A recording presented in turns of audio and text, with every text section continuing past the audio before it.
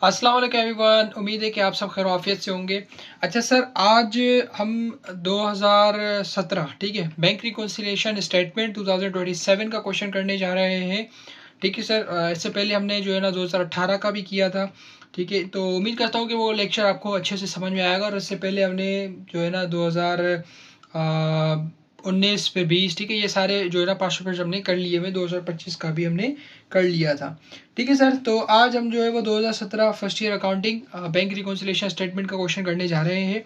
ठीक है सर, 2017 और 2016 ठीक है, ये दो बहुत ही इंपॉर्टेंट क्वेश्चन हैं। इनको ज़रूर ज़रूर ज़रूर ज़रूर करके जाना। ठीक है, एग्जामिनर अगर बिल्कुल बेगम से लड़ के आया होगा तो फिर वो इस तरीके से क्वेश्चंस पूछेगा। ठीक है, वरना वो सीधे सीधे से क्वेश्चंस पूछेगा। ठीक है सर, पहले रिक्वायरमेंट पढ़ते हैं सर। रिक्वायरमेंट में कहता है प्रिपेयर बैंक रिकॉन्सिलिएशन स्टेटमेंट 1 अप्रैल 2017। ठीक है सर, और क्वेश्चन का नाम क्या है, फॉर्मेट बना लेते हैं। Study of a cash book, bank column and at the bank statement, Sarfaraz and company. ठीक है सर,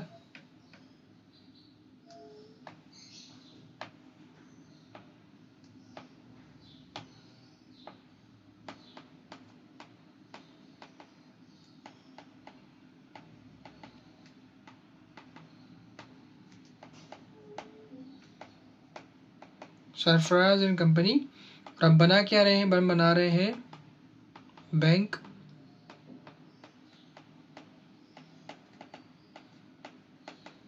रिकॉन्सिलिएशन स्टेटमेंट। ठीक है सर, एज ऑन जनवरी फरवरी मार्च अप्रैल। ठीक है, तो 30 अप्रैल 2017। ठीक है सर, तो ये हमने जो है ना इसका बना लिया है। फिर उसके बाद हमारे पास पर्टिकुलर्स। ठीक है सर, और यहाँ पे हमारे पास आ जाएगा पासबुक। ठीक है, जिसको आप बैंक स्टेटमेंट भी लिखते हो। ठीक है सर, उसके बाद आपके पास आ जाएगा कैश बुक। ठीक है सर, इस तरीके से हमारे पास ये इसका फॉर्मेट होता है, बिल्कुल ही आसान सा।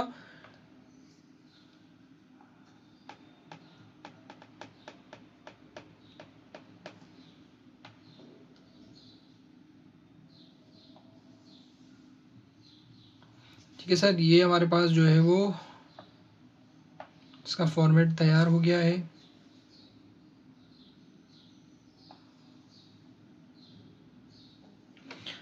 अच्छा भाई, सबसे पहले ओपनिंग और क्लोजिंग बैलेंसेस हम लिख लेते हैं। ठीक है सर, तो सॉरी, ओपनिंग एंड क्लोजिंग नहीं बल्कि ओपनिंग बैलेंसेस।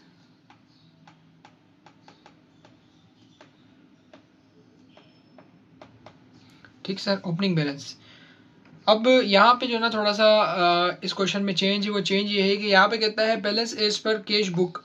ठीक है, उसने क्रेडिट बैलेंस दे दिया है। और फिर कहता है अच्छा, फिर उसने जो है ना ट्रांजेक्शन्स दी और फिर नीचे आके जो है ना यहाँ पे उसने आपको उसका बैलेंस दिया है बैंक का। ठीक है, बैलेंस दिया है। तो balance as per bank statement debit. ठीक है, अब उसने वर्डिंग यूज़ कर लिया डेबिट क्रेडिट वर्ड। ठीक है, तो इसको हम देखते हैं, थोड़ा सा अच्छे से इसको समझ लेना। ठीक है, मैक्सिमम हद तक एग्जामिनर अगर क्वेश्चन को मुश्किल कर सकता है तो वो यहीं पे ही करेगा। ठीक है, इससे अलावा नहीं करेगा। अच्छा, दूसरी चीज़, एक चीज़ मैं आपको बता दूं कि जो अकाउंटिंग का पेपर होता है उसमें ये नहीं होता कि आपने टोटल आंसर गलत निकाला तो पूरा क्वेश्चन गलत हो गया है। ऐसा बिल्कुल भी नहीं है। हर चीज़ के मार्क्स होते हैं। जैसे कि एग्जामिनर ने मार्क्स रखे होते हैं कि भाई जो ओपनिंग बैलेंसेज अगर जो सही निकालेगा उसको 2 मार्क्स मिलेंगे। फिर जो दूसरी ट्रांजेक्शन है, ये क्वेश्चन ट्रांजेक्शन नंबर 3, इसको जो सही प्लॉट करेगा उसको 1 नंबर मिलेगा। फिर क्वेश्चन ट्रांजेक्शन नंबर 5 को जो सही प्लॉट करेगा उसको 1 नंबर मिलेगा या 2 नंबर मिलेंगे। ठीक है, तो इन केस अगर आपकी ओपनिंग वाली गलत भी हो जाती है तो बाकी जो सही होंगी उसके आपको नंबर मिल जाएंगे। ठीक है, अकाउंटिंग का यही एक प्लस पॉइंट होता है। ठीक है, तो इस चीज़ को भी ध्यान में रखना। अच्छा सर, मैं यहाँ पे जो ना शॉर्टकट में एक चीज़ बता देता हूँ आप लोगों को, बस इसको अच्छे से समझ लेना। ठीक है,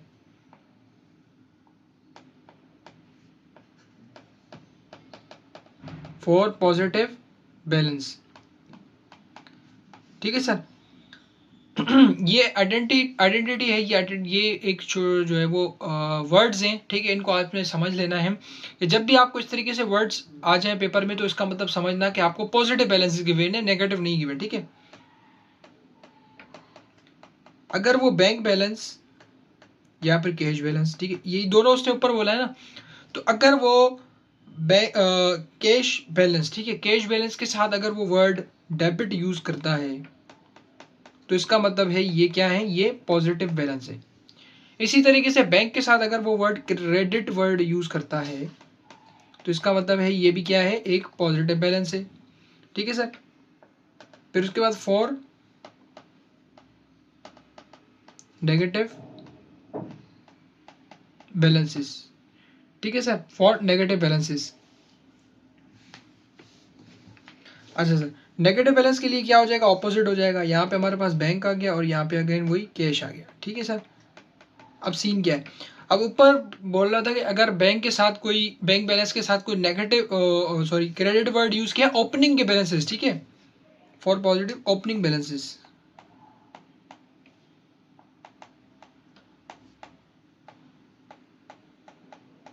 ठीक है। मैं यहाँ पे लिख भी देता हूँ ओपनिंग बैलेंसेस। ये हम ओपनिंग बैलेंसेस की बात कर रहे हैं, ठीक है सर। ओपनिंग बैलेंसेस में अगर बैंक के ओपनिंग बैलेंस के साथ क्रेडिट वर्ड यूज कर रहा है तो इसका मतलब आपको पॉजिटिव उसने बैलेंसेस दिया है, हम सिंपली पॉजिटिव ओपनिंग में रख देंगे, ठीक है। यहाँ पे भी गिवन है तो हम पॉजिटिव रख देंगे। लेकिन अगर बैंक के साथ ऊपर क्योंकि क्रेडिट से पॉजिटिव था तो इसीलिए अगर वो वर्ड डेबिट यूज कर देता है तो इसका मतलब है कि आपको जो बैलेंसेस है वो नेगेटिव गिवन है और आपको उनको किस तरीके से रखोगे ओपनिंग में, इस तरीके से ब्रैकेट बना के, ठीक है, वो नेगेटिव बैलेंस होंगे माइनस के साथ। यहाँ पर आप इसको इस तरीके से माइनस के साइन के साथ भी लिख सकते हो, लेकिन अकाउंटिंग में ये चीज़ एक्सेप्ट मतलब अप्रोप्रिएट नहीं होती, अकाउंटिंग में हम ब्रैकेट्स लगा दें, ठीक है सर। इसी तरीके से अगर आपके साथ क्रेडिट बैलेंस यूज़ करता है वर्ड क्रेडिट तो इसका मतलब है कि ये भी आपका क्या है, नेगेटिव बैलेंस है, ठीक हो गया सर। ये शॉर्ट सी समरी थी। तो अब ऊपर आए तो यहाँ पे कहता है कि कैश का बैलेंस सबसे पहले उसने दिया है क्रेडिट, ठीक है। तो इसका मतलब क्या है कि भाई क्रेडिट का मतलब है कि वो नेगेटिव बैलेंस है, हम इसको ब्रैकेट में लिख देंगे। ये देखो यहाँ पे हमने देखा था नेगेटिव, ठीक है सर। अच्छा सर, फिर उसके बाद हम क्या करेंगे, उसके बाद हम ये करेंगे कि हमारे पास जो है वो बैंक का बैलेंस है वो डेबिट में दी हुई है, ठीक है। तो बैंक का बैलेंस डेबिट गिवन है तो इसका मतलब है कि ये भी आपका क्या है, ये भी आपका नेगेटिव बैलेंस है। तो हम दोनों को नेगेटिव साइन से लिख देंगे, ठीक है सर।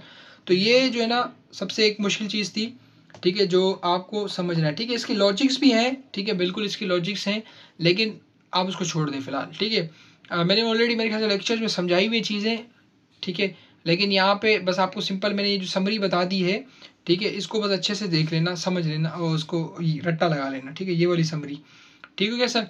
ये मैं अगेन बोल रहा हूँ कि ये मैं ओपनिंग बैलेंसेस की बात कर रहा हूँ, ये मैं ओपनिंग बैलेंसेस की बात कर रहा हूँ, ठीक है। ड्यूरिंग द ट्रांजेक्शन जो क्रेडिट डेबिट वर्ड यूज़ होते हैं वो उसकी पिछले लेक्चर में मैंने डिटेल में समझाया था। तो ये तीनों लेक्चर बहुत इंपॉर्टेंट है आपके लिए, ठीक है। इससे पिछला जो मैंने अपलोड किया था 2018 का, 2017, 2016, और कोई पेपर करो नहीं करो ये 3 पेपर जरूर करके जाना।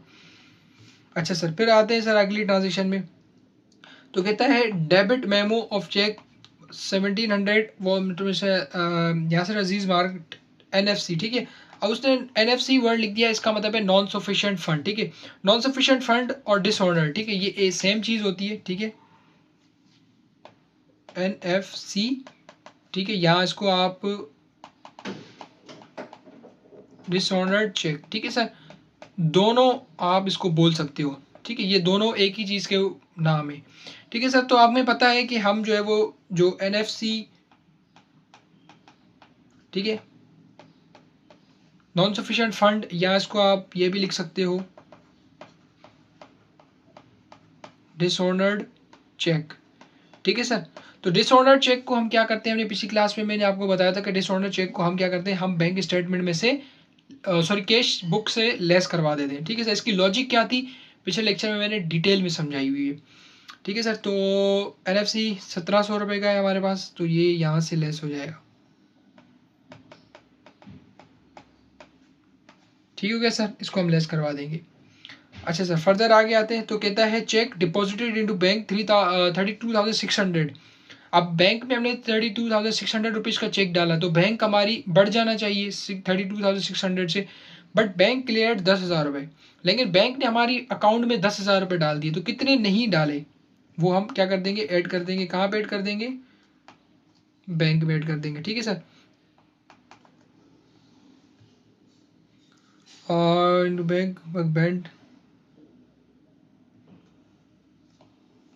ठीक है सर। तो ये हमारे पास था 32,600।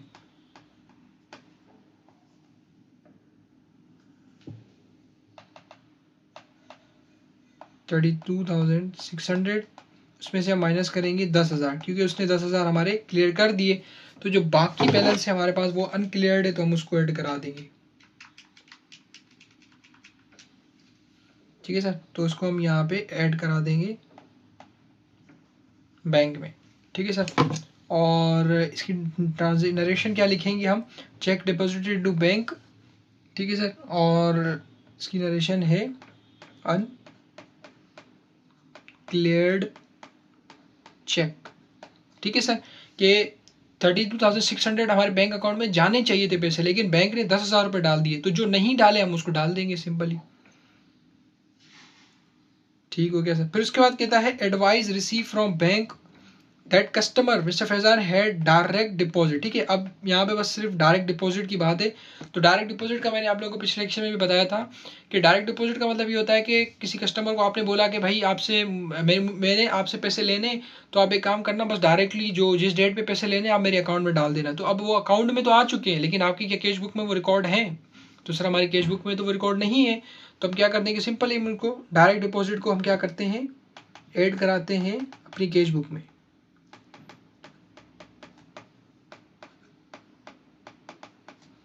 ठीक हो गया सर। तो ये अमाउंट कितनी है भाई डायरेक्ट डिपॉजिट की, 7,200। ठीक है सर, हमने इसको रिकॉर्ड कर लिया। अच्छा, मैंने जो है ना एक प्रॉपर पूरी लिस्ट भी आपको बना के दिखा दी थी कि क्या क्या चीज़ें ऐड होती हैं, क्या क्या चीज़ें लेस होती हैं। जो वो उसका भी रट्टा लगा लेंगे तो वो इनफ हो जाएगी। ठीक है, लेकिन जितने मैंने पास्ट पेपर्स करा लिए हैं आपको, अच्छा मैं पास्ट पेपर्स में ये भी कर रहा हूँ कि जो पिछला पेपर पास्ट पेपर है, जैसे कि वहाँ पे डायरेक्ट डिपॉजिट की ट्रांजेक्शन थी, तो वहाँ पे मैंने उसको बहुत डिटेल में जाकर समझा दिया। तो अभी यहाँ पे इसीलिए मैंने उसको हल्का सा टच दे दिया बस, क्योंकि वो सारी चीज़ें मैंने ऑलरेडी आप लोगों को बताई हुई। तो आप प्रैक्टिस करेंगे सारे क्वेश्चन, इंशाल्लाह आपकी 100% तैयारी फिर यहाँ से हो जाएगी। अच्छा सर, फिर उसके बाद कहता है अनप्रेजेंटेड चेक। ठीक है, अब अनप्रेजेंटेड चेक हम क्या करते हैं भाई, क्या करते हैं बताओ मुझे। ठीक है, अनप्रेजेंटेड,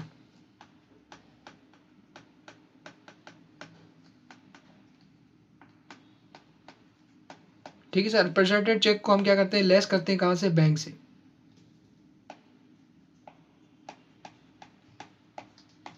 ठीक है सर, तो ये हमारे पास लेस हो गया। फिर उसके बाद आते हैं लास्ट पे, कहता है इशूड चेक 1,200 रुपये का for purchase of furniture was recorded 12,000। ठीक है सर, बाय कैशियर, हमारा एक अकाउंटेंट बैठा था, हमने किसी बंदे को दिया 1,200 रुपये का चेक। ठीक है सर, तो जब 1,200 का चेक देते हैं हम, ठीक है सर, 1,200 का जब हम चेक देते हैं तो हम क्या करते हैं भाई, हम ये करते हैं कि अपने पास से कैश बुक से 1,200 रुपये लेस हो जाने चाहिए हमारे से। ठीक है, हमने किसी बंदे को चेक दिया तो हम अपने पास सबसे पहले अपनी कैश बुक में रिकॉर्ड कर देना चीज़ को। तो हमने अपनी कैश बुक में 1,200 से लेस कर देनी थी अमाउंट, लेकिन कैशियर ने हमारे ने कितनी 12,000 रुपये लेस करवा दिए। ठीक है सर, तो अब हम क्या करेंगे, ऐड करा देंगे। देखो भाई, मतलब 10 रुपये हमने किसी बंदे को दिए तो हमारी बुक से भी 10 रुपये लेस हो जाने चाहिए, लेकिन हमारे बंदे ने 100 रुपये लेस करवा दिए। तो वो जो 90 रुपये एक्स्ट्रा लेस हो गए तो हम उसको क्या कर देंगे, एड बैक करा देंगे। ठीक है सर, तो फर्नीचर एरर। ठीक है सर, और एरर क्या है भाई, 12,000 हमने लेस करवा दिए, होने कितने चाहिए थे, होने 1,200 चाहिए थे। तो जो एक्स्ट्रा हमने गलत लेस करवा दिया उसको हम क्या कर देंगे, ऐड बैक करा देंगे, मतलब दोबारा हम उसको वापसी ऐड करवा देंगे। ठीक है, इन ट्रांजेक्शन को बड़े अच्छे से समझ लेना, इसमें ही एग्जामिनर आपको घुमाएगा, इसके अलावा एग्जामिनर कुछ भी नहीं कर सकता आपको। ठीक है सर, तो ये हमारे पास टोटलिंग आ गई है भाई। अब इसको हम बैलेंस करते हैं और देखते हैं कि हमारे पास अमाउंट सही आ रही है या नहीं आ रही। ठीक है सर। तो सबसे पहले बैंक वाले को देखते हैं माइनस, ठीक है। अच्छा एक चीज़ याद रखना, जब इसको सॉल्व करो ना, जब इसको इस तरीके से नेगेटिव बैलेंस का आ रहा हो तो आप कैलकुलेटर में पहले यू माइनस साइन लगाएंगे, ठीक है। इस चीज़ का खास ख्याल रखना वरना आपका आंसर गलत आएगा, ठीक है। इस तरीके से 14600, ठीक है सर। फिर उसमें हम प्लस कर देंगे 22600600, फिर उसमें से हम माइनस करा देंगे 8000, ठीक है सर। 8000 इस तरीके से आप कैलकुलेटर में करोगे इसको। सो 14600, ठीक है। तो हमारे पास प्लस कर देंगे 22600, फिर उसमें से माइनस कर देंगे 8000। तो हमारे पास इसका बैलेंस जो है वो माइनस आ रहा है। क्यों भाई?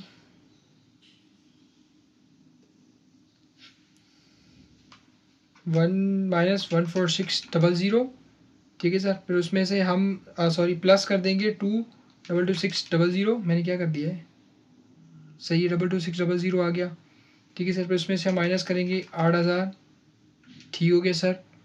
और हमारे पास जो है ना एक 10,000 की अमाउंट आ रही है, मिस कर दी मेरे ख्याल से, हाँ ये रहा, एक हमने अमाउंट मिस कर दी है यहाँ पे, ये 2 वाली।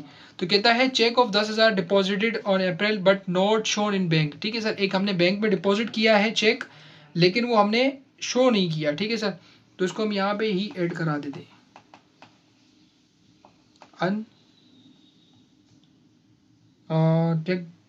Check of deposited but not shown,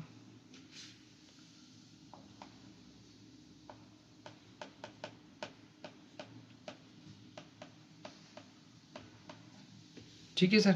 और इसकी अमाउंट कितनी थी, 10,000, ठीक है सर। हमने बैंक में डाल दिए, लेकिन बैंक वाले ने अभी तक हमारे स्टेटमेंट में नहीं दिखाए वो पैसे, तो हम इसको